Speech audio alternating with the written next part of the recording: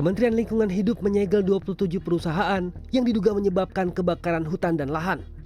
Menteri Lingkungan Hidup Hanif Faisal Nurrofik menegaskan, penyegelan terhadap korporasi atau perusahaan pemegang konsensi merupakan langkah serius pemerintah karena terbukti lalai menjaga area lahan yang menjadi bagian operasional kerjanya. Langkah ini juga diambil untuk melindungi masyarakat yang terdampak kebakaran hutan dan lahan. Kita proses yang 27 tentu belum sampai pada simpulan, jadi baru proses pendalaman karena diperlukan uji lab dan keterangan ahli yang biasanya memerlukan waktu 1 sampai 2 bulan. Ini yang proses sedang berjalan dan kami sudah melaporkan kepada Yang Dimuliakan Presiden waktu beliau melakukan ratas di tanggal 1 dan 2 secara virtual untuk proses penanganan karhutla.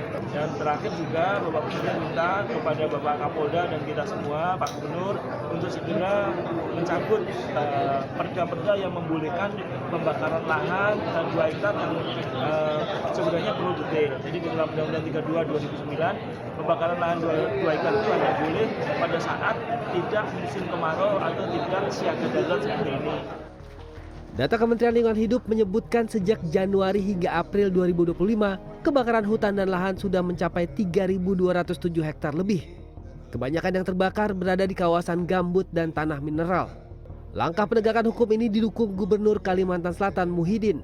Ia berharap masyarakat tidak membuka lahan dengan cara dibakar, termasuk pembukaan lahan yang cukup luas. Nah, ini pun akan ditindak tegas oleh penyidik yang ada di Kalimantan Selatan. Jadi ini yang penting menghimbau kepada masyarakat supaya masyarakat lebih tahu masalah ini. Dan ini yang paling utama ini. Kemarin saya dengar dari Pak Menteri modifikasinya ada di Kalber, Kalteng. Nah, kita nggak ada modifikasi cuaca. Pemerintah Provinsi Kalimantan Selatan sudah mengeluarkan status siaga darurat kebakaran hutan dan lahan.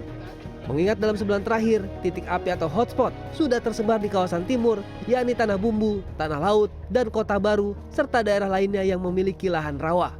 Muhammad Risanta, Banjarbaru, Kalimantan Selatan.